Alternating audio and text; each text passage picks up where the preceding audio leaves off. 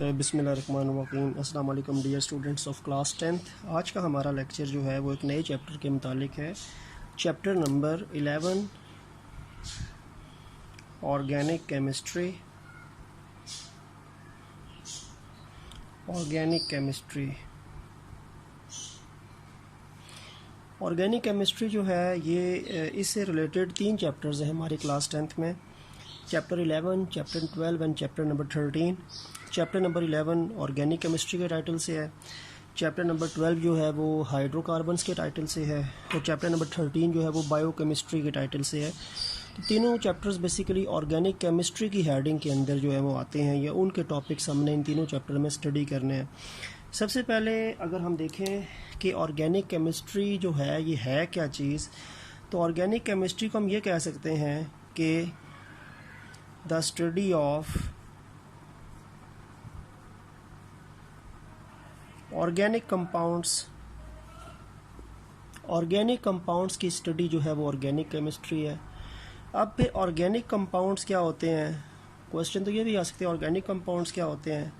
तो organic compounds जो होते हैं they are basically hydrocarbons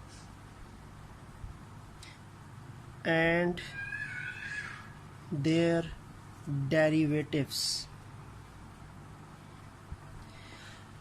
hydrocarbons और उनसे डिराइव होने वाले जो कंपाउंड्स होते हैं, जो उनके डेरिवेटिव्स होते हैं हाइड्रोकार्बन्स के, वो ऑर्गेनिक कंपाउंड्स हैं। ठीक है, तो यहाँ से हमारे पास अच्छा, फिर हाइड्रोकार्बन्स की अगर मैं आपको बात करूँ तो हाइड्रोकार्बन्स क्या होते हैं, they are basically compounds of carbon and hydrogen. Carbon और हाइड्रोजन के जो कंपाउंड्स होते हैं ना, वो हाइड्रोकार्बन्स कहलाते हैं। कार्बन एंड हाइड्रोजन, सी के साथ एच जुड़ा हुआ हो और सी और एच के दरमियान जो बॉन्ड हो, ये बेसिकली कोवलेंट बॉन्ड होता है, क्योंकि कार्बन भी नॉन मेटल है, हाइड्रोजन भी नॉन मेटल है। तो carbon covalently bonded with hydrogen, this is basically hydrocarbon. और कार्बन और हाइड्रोजन के कंपाउंड्स को हाइड्रोकार्बन्स कहते हैं, कोवलेंट कंपाउंड्स होते हैं ये।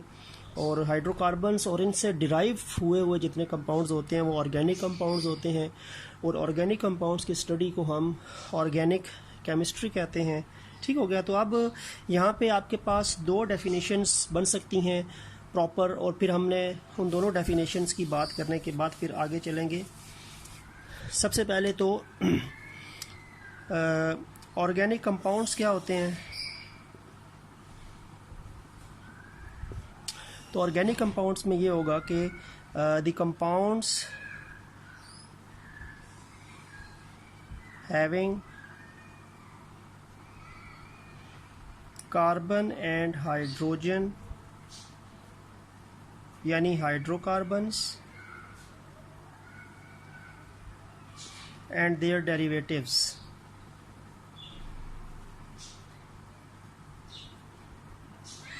वो कंपाउंड्स जो हाइड्रोकार्बन्स हैं और उनके जो डेरिवेटिव्स हैं, they are basically known as organic compounds. तो ऑर्गेनिक कंपाउंड्स ऐसे कंपाउंड्स होते हैं जो हाइड्रोकार्बन्स पे मुश्तमिल होते हैं और उनके डेरिवेटिव्स पे मुश्तमिल होते हैं। डेरिवेटिव्स का मतलब हम आगे जाकर डिस्कस करेंगे कि कार्बन हाइड्रोजन जो होता है, हाइड्रोकार्बन्स जो होते हैं, उनमें से क्या होता है कि उन हाइड्रोकार्बन में से अगर हाइड्रोजन हम निकाल दें और उसके बजाय कोई दूसरा आइटम आके इस हाइड्रोजन को रिप्लेस करे तो वो उसका डेरिवेटिव बन जाएगा।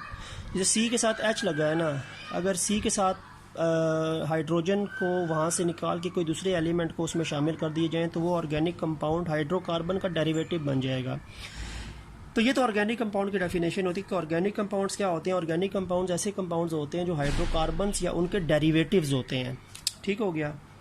और फिर ऑर्गेनिक केमिस्ट्री की बात कर लेते हैं। तो जैसे मैंने आपको स्टडी ऑफ ऑर्गेनिक कंपाउंड्स बताया था, तो ऑर्गेनिक कंपाउंड तो हाइड्रोकार्बन्स है ना, तो ये बन सकता है कि the study of hydrocarbons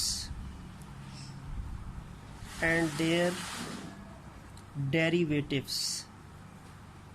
hydrocarbons और उनके डेरिवेटिव्स की जो स्टडी होती है ना, उसको हम ऑर्गेनिक केमिस्ट्री कहते हैं। तो ये ऑर्गेनिक केमिस्ट्री की डेफिनेशन हो जाएगी और ये ऑर्गेनिक कंपाउंड्स की डेफिनेशन हो जाएगी आपके पास। तो शुरू में ये 2 डेफिनेशंस में से क्वेश्चन आपके पास बन सकते हैं। इसके बाद ये मैं आपको बता दूं कि जितने भी अभी तक कंपाउंड्स डिस्कवर हुए हैं, केमिकल कंपाउंड जितने भी डिस्कवर हुए हैं, अगर मैं यहाँ पे लिखता हूँ कि जितने भी केमिकल कंपाउंड्स की अभी तक डिस्कवरी हुई है, उनमें से 95% जो कंपाउंड्स हैं वो ऑर्गेनिक कंपाउंड्स हैं, दे आर ऑर्गेनिक कंपाउंड्स। तो ऑर्गेनिक कंपाउंड जो हैं और तकरीबन 5% जो है वो इनऑर्गेनिक कंपाउंड्स हैं। तो यानी आउट ऑफ यानी अभी तक जितनी भी डिस्कवरी हुई है और जितने भी केमिकल कंपाउंड्स की डिस्कवरी हुई है, उनका 95% हिस्सा जो है वो कार्बन कंपाउंड्स पे मुश्तमिल है, जो मैक्सिमम ऑर्गेनिक कंपाउंड की कैटेगरी में आते हैं, और 5% जो है वो इनऑर्गेनिक कंपाउंड की कैटेगरी में आते हैं। ठीक है, तो अब ऑर्गेनिक कंपाउंड इतने ज़्यादा न्यूमरस क्यों हैं, ऑर्गेनिक कंपाउंड इतनी ज़्यादा अबंडेंट क्यों है? Out of total compounds 95% compounds are basically carbon and their derivatives या हाइड्रोकार्बन्स एंड देयर डेरिवेटिव्स। तो इस इतनी बड़ी मैग्नीट्यूड, इतने बड़े डाइवर्सिटी, इतनी बड़ी अबंडेंस की क्या वजह है? तो ये आपका टॉपिक बनेगा जो आपकी बुक में मेंशन है। ये शुरू का टॉपिक है, chemical diversity and magnitude of organic compound. Chemical diversity and magnitude of organic compounds। ठीक है, यानी इतनी ज़्यादा डाइवर्सिटी क्यों है ऑर्गेनिक कंपाउंड्स की? इसको हम ये भी कह सकते हैं कि why organic compounds are numerous. Organic compound numerous क्यों है? ऑर्गेनिक कंपाउंड अबंडेंट क्यों है, ज़्यादा क्यों एग्जिस्ट करती हैं? रीज़न्स हमने डिस्कस करनी है कि ऑर्गेनिक कंपाउंड का इतनी वाफिर मिकदार में मौजूदगी किस वजह से है। वो कुछ ऐसी प्रॉपर्टीज़ हैं जो ऑर्गेनिक कंपाउंड्स को बहुत ज़्यादा न्यूमरस करती हैं, जो इनको बहुत ज़्यादा आप कह सकते हैं कि इनकी प्रेजेंस की वजह बनती हैं कि इतने ज़्यादा ऑर्गेनिक कंपाउंड्स क्यों हैं। तो उसमें 3 प्रॉपर्टीज़ हैं, मेन 3 प्रॉपर्टीज़ हैं। एक है कैटिनेशन, एक है आइसोमरिज्म, और तीसरा है कि stable bonding of carbon atom with itself and other elements। के आपके पास इतने ज़्यादा मिकदार में ऑर्गेनिक कंपाउंड की प्रेजेंस क्यों है? तो इसमें 3 चीज़ें हैं कि कार्बन के अंदर एक प्रॉपर्टी कैटिनेशन की है, फिर आइसोमरिज्म है, और फिर हमने देखना है कि स्टेबल बॉन्डिंग है। कार्बन की कार्बन के साथ या कार्बन की दूसरे एटम्स के साथ बॉन्डिंग स्टेबल है, और ये बॉन्डिंग जो है ना, ये सिंगल बॉन्ड भी बनाता है कार्बन, डबल भी बनाता है, ट्रिपल भी बनाता है। यानी इसमें तीनों तरह के बॉन्ड फॉर्मेशन की एबिलिटी होती है, सिंगल, डबल एंड ट्रिपल। तो यानी इस मल्टीपल बॉन्डिंग भी इसकी स्टेबल होती है, सिंगल बॉन्डिंग भी इसकी स्टेबल होती है। ठीक हो गया। अब हम 1 बाय 1 इन प्रॉपर्टीज़ को डिस्कस करते हैं, जिससे हमें ऑर्गेनिक कंपाउंड की डाइवर्सिटी का आइडिया हो जाएगा। पहली प्रॉपर्टी जो है ना, कैटिनेशन है। कैटिनेशन क्या होता है? द सेल्फ लिंकिंग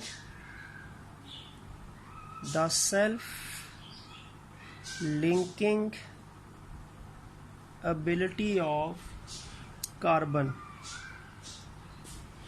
कार्बन के पास ये एबिलिटी होती है कि वो सेल्फ लिंक होता है, कार्बन अपने साथ लिंक करता है, कार्बन अपने जैसे दूसरे एटम के साथ लिंक करता है। तो self linking ability of carbon is called catenation, यानी कार्बन का कार्बन के साथ बॉन्ड बनाना, अपने दूसरे एटम के साथ लिंक होना, दैट इज़ कैटिनेशन। और कार्बन की कैटिनेशन प्रॉपर्टी है कि कार्बन दूसरे कार्बन के साथ बॉन्डिंग बनाता है। ये बॉन्डिंग स्ट्रेट फॉर्म में भी बनाता है, कार्बन दूसरे कार्बन के साथ बॉन्डिंग ब्रांचेस की फॉर्म में भी बनाता है, ब्रांच फॉर्म में भी ब्रांचेस इसकी यानी होती है, बॉन्डिंग होती है, लिंकिंग होती है। और ये क्लोज स्ट्रक्चर जो होते हैं, रिंग फॉर्म में भी बनाता है। यानी ये स्ट्रेट चेन स्ट्रक्चर भी बनाता है कार्बन दूसरे कार्बन एटम के साथ। सेल्फ लिंकिंग है ना, सी और सी के दरमियान बॉन्डिंग है, ये भी सी और सी के दरमियान बॉन्डिंग है, ये भी सी और सी के दरमियान बॉन्डिंग है। ये बॉन्डिंग स्ट्रेट चेन में भी होती है, ब्रांच्ड चेन्स में भी होती है और रिंग फॉर्म में भी होती है, क्लोज चेन्स की फॉर्म में भी होती है। तो कार्बन का दूसरे कार्बन्स के साथ लिंक होना ये कैटिनेशन कहलाता है, और कार्बन दूसरे कार्बन से लिंक होकर लंबी लंबी चेन्स बनाता है। इसमें कई एटम्स की तादाद जो होती है वो बहुत ज़्यादा मिकदार में सर्वाइव होते हैं। कार्बन के अपने साथ जो एटम्स मिलते हैं रिंग्स की फॉर्म में भी होते हैं, ठीक है, और चेन्स की फॉर्म में भी होते हैं। तो तकरीबन आप कह सकते कोई लिमिट नहीं होती। कार्बन अपने साथ कार्बन के बेतहाशा एटम्स जो होते हैं वो लिंक करके बड़ी लंबी लंबी चेन्स बनाता है, और फिर उनमें डाइवर्सिटी भी इसी वजह से होती है कि उसमें कार्बन के नंबर जितने ज़्यादा होंगे उतना नया कंपाउंड होगा। एक कार्बन एटम कम कर दें दूसरा कंपाउंड हो जाएगा, एक और कार्बन एटम कम कर दें और कंपाउंड हो जाएगा। तो कार्बन के एटम बढ़ते जाएंगे कैटिनेशन में, तो वो कंपाउंड की डाइवर्सिटी भी चेंज होती जाएगी। फिर जब ब्रांच आ जाती है तो ये और नए तरह के ऑर्गेनिक कंपाउंड कहलाएगा। एक अनब्रांच्ड कार्बन एटम और ब्रांच कार्बन एटम दो डिफरेंट कैटेगरी से बिलोंग करते हैं। फिर ये रिंग फॉर्म में जब आता है तो ये अलग चीज़ है। रिंग 3 से कम 3 कार्बन एटम से रिंग शुरू होता है। ये 4 का रिंग भी बनता है, 4 का भी बन सकता है, ठीक हो गया। 4 का भी रिंग होता है, 5 का भी होता है, ठीक है, 6 का भी होता है। ये तो बेताशा आपके पास जो है वो बनेंगे। तो कार्बन जो है वो इस तरह करके डिफरेंट रिंग लाइक स्ट्रक्चर्स बनाता है, क्लोज चेन स्ट्रक्चर बनाता है। कार्बन की अपने साथ लिंकिंग एबिलिटी होती है। पहले कार्बन एटम मिलेंगे तो फिर हाइड्रोजन बाद में आएगा, ठीक है। तो यानी इस तरह करके आप कह सकते हैं कि हाइड्रोकार्बन्स की फॉर्मेशन में पहले सी और सी का बॉन्ड बनता है, और ये बड़ा स्टेबल बॉन्ड है। कार्बन का जो अपने साथ बॉन्ड बनता है ना, ये बड़ा स्टेबल होता है, और इसकी फॉर्मेशन में भी और इसकी ब्रेकिंग में भी अगर इसको ब्रेक करना होगा तो हमें काफ़ी ज़्यादा अमाउंट ऑफ एनर्जी जो होती है वो इसमें देनी पड़ती है। तो ये कार्बन का जो आप कह सकते हैं यानी एनर्जी एब्जॉर्ब करके इसने अपने आप को ब्रेक करना है। तो ये बड़ा स्टेबल बॉन्ड होता है। कार्बन का अपने साथ जो लिंकेज होता है वो कैटिनेशन कहलाता है, and that linkage is very much strong linkage. कोई लिमिट नहीं है कि कार्बन कितने कार्बन एटम से सेल्फ लिंकिंग कर सकता है। कार्बन के पास जब तक दूसरे कार्बन एटम्स होंगे और इलेक्ट्रॉन्स अवेलेबल होंगे, जो टर्मिनल कार्बन होता है, तो दूसरा कार्बन एटम आके इसके साथ लिंक हो सकता है कोवलेंटली बॉन्डेड की वजह से, ठीक है। और यही वजह होता है कि कुछ और एलिमेंट्स भी हैं जो सेल्फ लिंकिंग करते हैं, जैसे सिलिकॉन वगैरह है, पर वो इतनी ज़्यादा डाइवर्सिटी नहीं है उसमें सेल्फ लिंकिंग की। उसमें डाइवर्सिटी कुछ लिमिटेड तादाद तक है, पर इतनी ज़्यादा डाइवर्सिटी जैसे कार्बन की अपने साथ लिंक करने की एबिलिटी बहुत ज़्यादा आप कह सकते हैं टाइप्स में पाई जाती है। तो ऐसी टाइप्स में कोई और दूसरे कंपाउंड्स की एबिलिटी नहीं होती। तो ये भी वजह है कि कार्बन के कंपाउंड्स जो होते हैं वो 1000 और मिलियंस की फॉर्म में आपको मिलते हैं बिकॉज ऑफ दिस कैटिनेशन। तो कैटिनेशन का प्रॉपर्टी और किसी एलिमेंट के पास कार्बन के अलावा एग्जिस्ट नहीं करती, और ये बॉन्ड जो बनता है ये बड़ा स्टेबल बॉन्ड होता है। कार्बन का काफ़ी स्टेबल बॉन्ड होता है, और ये बहुत ज़्यादा एनर्जी इसको चाहिए होती है ब्रेक होने के लिए, ठीक हो गया। अच्छा, फिर इसमें हम ये कह सकते हैं कि आपके पास जो कंपाउंड हैं ऑर्गेनिक कंपाउंड्स, उसकी दूसरी बड़ी अहम वजह है बहुत ज़्यादा डाइवर्सिफाई होने की, आइसोमरिज्म। अच्छा, आइसोमरिज्म क्या होता है कि ये भी प्रॉपर्टी ऑर्गेनिक कंपाउंड्स की है, ठीक है। और ऑर्गेनिक कंपाउंड्स के अंदर क्या होता है, ऑर्गेनिक कंपाउंड्स के अंदर ये होता है कि in these compound they have, मैं अगर डेफिनेशन लिखूं, the compounds having same molecular formula but different arrangement of atoms in their molecules.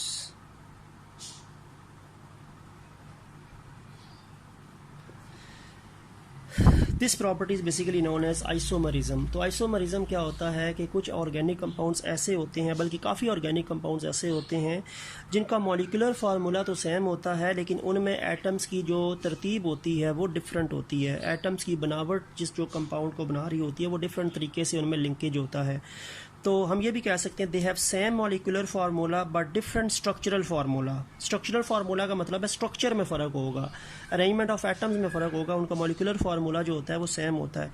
तो ये भी एक ऐसी प्रॉपर्टी आइसोमरिज्म जो कि ऑर्गेनिक कंपाउंड्स की डाइवर्सिटी को या उनकी अबंडेंस को बढ़ाती है। ठीक है, अब इसमें मैं आपको एग्जांपल दे देता हूँ। इसमें अगर मैं आपको एग्जांपल देता हूँ, एक कंपाउंड है जी ब्यूटेन। ब्यूटेन का फार्मूला है C4H10, ऑर्गेनिक कंपाउंड है ब्यूटेन। ठीक है, तो फार्मूला जो है वो C4H10 है। अच्छा, इससे पहले मैं आपको ये भी बता दूं कि कार्बन जो है ना, उसके वैलेंस शेल में 4 इलेक्ट्रॉन्स हैं। कार्बन ग्रुप 4A से बिलोंग करता है और ग्रुप 4A में जितने भी कंपाउंड होते हैं उनके वैलेंस शेल में 4 इलेक्ट्रॉन्स होते हैं। तो इनको 4 इलेक्ट्रॉन चाहिए होते हैं अपने उसको कंप्लीट करने के लिए, वैलेंस शेल को कंप्लीट करने के लिए। यानी एक इधर आ जाएगा, एक यहाँ पे, एक यहाँ पे, एक यहाँ पे, ये दूसरी कोई एटम आके जुड़ेंगे, जिसके नतीजे में आपके पास कार्बन के पास ये 4 बॉन्ड बनाने की एबिलिटी है। कार्बन टेट्रावैलेंट है, 4 इलेक्ट्रॉन्स इसके अपने हैं, 4 इलेक्ट्रॉन्स किसी दूसरे एटम के ये शेयर करेगा और ये अपने आप को 4 सिंगल कोवलेंट बॉन्ड बनाएगा। ठीक है, तो कार्बन 4 सिंगल बॉन्ड बनाएगा। अगर सिंगल बॉन्ड बनाएंगे तो कार्बन 4 बनाता है, डबल बनाएगा तो वो दो डबल बनाएगा। ठीक है, और अगर ट्रिपल बनाएगा तो एक ट्रिपल बनाएगा और एक सिंगल बनाएगा। तो कार्बन सिंगल बॉन्ड जो है ना, वो कार्बन जो है वो 4 बनाता है। अगर डबल करें तो डबल 2 बनाएगा, 2 इधर 2 इधर, 4 हो जाएंगे ना। और अगर एक ट्रिपल बना ले तो फिर इसको एक सिंगल बनाना पड़ेगा। तो टोटल बॉन्ड 4 बनाएगा। सिंगल है तो 4, डबल है तो 2 2, 1 2 3 4 हो जाएंगे ना। और एक ट्रिपल अगर बन गया तो फिर एक सिंगल बनेगा। तो ये आपके पास कह सकते हैं कि ये आइसोमरिज्म की प्रॉपर्टी है जो कार्बन ने 4 बॉन्ड्स की फॉर्म में बनानी है। अब आते हैं हम इसकी एग्जांपल्स पे आते हैं ब्यूटेन की। ब्यूटेन की एग्जांपल्स पे आते हैं। देखें, आइसोमरिज्म में हम एग्जांपल पढ़ रहे हैं ब्यूटेन। ब्यूटेन है C4H10।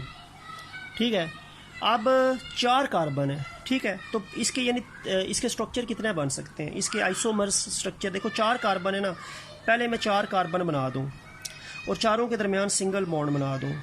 ठीक है, अब इन सब कार्बन का इस कार्बन का एक बॉन्ड बना है तो टोटल 4 बनाने हैं। इसने 3 और बनाने हैं, इसके 2 बने हुए हैं, इसने 2 और बनाने हैं, इसने 2 बने हैं, 2 और बनाने हैं, आखिरी वाले का 1 बना है तो इसने 3 बनाने हैं। यानी हर कार्बन के 4 बॉन्ड हैं। ठीक है, पहले मैंने क्या किया कि ये 4 कार्बन को आपस में जोड़ दिया। उसके बाद जो आखिरी के 2 कार्बन है ना, ये 3 बॉन्ड बना रही हैं क्योंकि इनका 1 बना हुआ है, दरमियान वालों के 2 बने हैं तो वो 2 बना रहे हैं और वो H होंगे, हाइड्रोजन होंगे, ये H हो जाएंगे। ठीक हो गया। अगर इसको मैं थोड़ा सा ये आपके पास एक ब्यूटेन है और इस ब्यूटेन को मैं ऐसे लिख सकता हूँ, ये आखिर में देखो ये CH3 है ना, इसको मैं CH3 लिख सकता हूँ, फिर CH2 है, 2 कार्बन है, फिर CH2 है, आखिर में CH3 है। तो एक ये तरीका है इस ब्यूटेन C4H10 की अरेंजमेंट का, और इसका नाम जो होता है वो N ब्यूटेन होता है। इसको हम N ब्यूटेन कहते हैं। We can call this as N butane. ठीक है, अच्छा, इसमें एक और चीज़ भी बन सकती है। मैं क्या करूं, मैं 3 कार्बन को तो सीधा कर दूं, एक ब्रांच बना दूं। 3 कार्बन स्ट्रेट हैं, एक ब्रांच बन गई। यहाँ पे 4 कार्बन स्ट्रेट थे, साइड पे हाइड्रोजन थे। अब मैंने क्या किया, एक और पॉसिबिलिटी है कि 3 कार्बन स्ट्रेट है, एक ब्रांच बन गई है। अब बाकी बॉन्ड हाइड्रोजन के जोड़ते हैं। इसका 1 बॉन्ड बना है तो 3 बनेंगे, H H H। इस कार्बन के 3 बॉन्ड बने हैं तो 1 बनेगा। इस कार्बन का 1 बॉन्ड बना है तो 3 बनेंगे, और जो नीचे कार्बन है उसका भी 1 बॉन्ड बना है तो 3 बनेंगे, वो जो H के साथ बनेंगे। अब आपके पास बेसिकली था क्या कि मैंने कार्बन की एक ब्रांच बना दी, 4 कार्बन को मैंने एक ब्रांच की फॉर्म में अरेंज कर लिया और बाकी हर किसी के 4 बॉन्ड पूरे कर लिए। अब देखें, कार्बन 4 हैं, हाइड्रोजन इसमें भी 10 हैं, 1 2 3 4 5 6 7 8 9 10। और इसको अगर मैं दूसरी तरह लिखूं तो मैं लिख सकता हूं CH3। ठीक है, ये CH3 है, फिर एक सिंगल बॉन्ड कार्बन के साथ हाइड्रोजन है ना, इसको मैं CH कह सकता हूं, इसके साथ फिर आखिर में CH3 है और नीचे भी CH3 है। ये इसका स्ट्रक्चर जो है वो बनेगा अगर मैं कंडेंस कर दूं। ये ओपन मैंने बना दिया, जिसको कंडेंस कर दिया। ये भी C4H10 है, ये भी ब्यूटेन है, ये ऊपर वाला भी ब्यूटेन है, ये ऊपर वाला भी ब्यूटेन है, वो N ब्यूटेन है, ये भी ब्यूटेन है। इसमें भी कार्बन 4 ही हैं, लेकिन मैंने एक कार्बन को नीचे ब्रांच में शो कर दिया, बाकी कार्बन के 4 बॉन्ड पूरे कर लिए। तो ये भी आपके पास ब्यूटेन है, इसको हम कहेंगे आइसोब्यूटेन। आइसोब्यूटेन तो दोनों ब्यूटेन है, दोनों का मॉलिक्यूलर फार्मूला सेम है, लेकिन दोनों का स्ट्रक्चर डिफरेंट है। तो ये आइसोमरिज्म है। तो ब्यूटेन आइसो में भी है, एन ब्यूटेन में भी है। तो ये डाइवर्सिटी को इंक्रीज कर रहा है ना, ये केमिकल डाइवर्सिटी को और मैग्नीट्यूड को बढ़ा रहा है ऑर्गेनिक कंपाउंड के। अब एक और एग्जांपल इसी आइसोमरिज्म में मैं आपको दे देता हूँ, and that example is basically pentane. Pentane है C5H12। अच्छा, C5H12 को 3 तरीके से लिंक कर सकते हैं, 1 2 3 4 5 कार्बन, ठीक है, या फिर 1 2 3 4 कार्बन 1 ब्रांच, या फिर 1 2 3 कार्बन 2 ब्रांच। ये तीनों 5 कार्बन की अरेंजमेंट है। 5 carbon straight, 4 carbon straight 1 branch, 3 carbon straight 2 branches. अब 7 हर कार्बन के 4 बॉन्ड पूरे करने। ये आखिर में कार्बन है, इसके पास 1 बॉन्ड बना है तो 3 बॉन्ड बनेंगे, वो तीनों हाइड्रोजन के होंगे। इस कार्बन के 2 बने हैं तो ऊपर नीचे 2 ही नए बनेंगे। इस कार्बन के भी 2 बने हैं, 2 ही नए बनेंगे। इसके भी 2 बने हैं, 2 ही नए बनेंगे। आखिरी वाले का 1 बना है तो 3 बनेंगे नए। इसमें 5 कार्बन स्ट्रेट थे, और ये C5H12 है। हाइड्रोजन आप गिन लें, 1 2 3 4 5 6 7 8 9 10 11 12। ये पेंटेन जो है ना, ये कहलाता है N पेंटेन। इसको N पेंटेन कहेंगे। अगर इसको मैं कार्बन के साथ हाइड्रोजन बिल्कुल इकट्ठे करके लिखूं तो ये बनेगा CH3, फिर CH2, CH2, CH2, और आखिर में बनेगा CH3। ठीक है, CH3, CH2, CH2, CH2, CH3, N pentane. अब आते हैं जी सेकंड वाले पे। इसमें 4 कार्बन इकट्ठे हैं, 1 ब्रांच आ गई है ये भी पेंटेन। अब क्योंकि हाइड्रोजन जोड़ने हैं मैंने, इसके पास 1 बॉन्ड बना है तो 3 नए बनेंगे। इसके 2 बने हैं, 2 नए बनेंगे। इसके 3 बने हैं, 1 बनेगा। इसका 1 बना है तो 3 बनेंगे। आखिरी वाले का 1 बना है तो 3 बनेंगे। ये सारे हाइड्रोजन्स होंगे, all of them are hydrogen.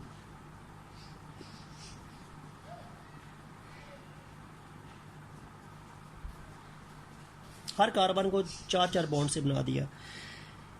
इसको अगर मैं, ये भी कार्बन 5 है, हाइड्रोजन 12 है, 1 2 3 4 5 6 7 8 9 10 11 12। ये कहलाएगा isopentane. This is called as isopentane. और इसको अगर मैं थोड़ा सा कंडेंस कर दूं तो ये सबसे शुरू में CH3 है, फिर CH2 है, फिर CH है, आखिर में CH3 है, और चौथे CH के नीचे भी CH3 है, इसके नीचे भी CH3 है। ये कंडेंस बन जाएगा इसका।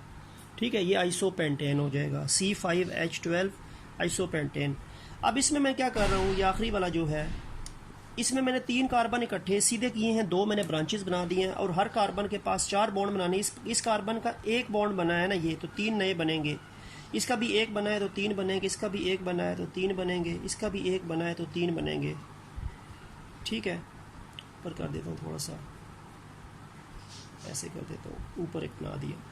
अब दरमियान वाले कार्बन के 4 बॉन्ड पूरे बने हैं, बस आगे पीछे जो इसके जो अराउंड है ना उसके बने हैं जी, 1 बॉन्ड था तो 3 बन गए। ये सारे H होंगे, all of them will be H।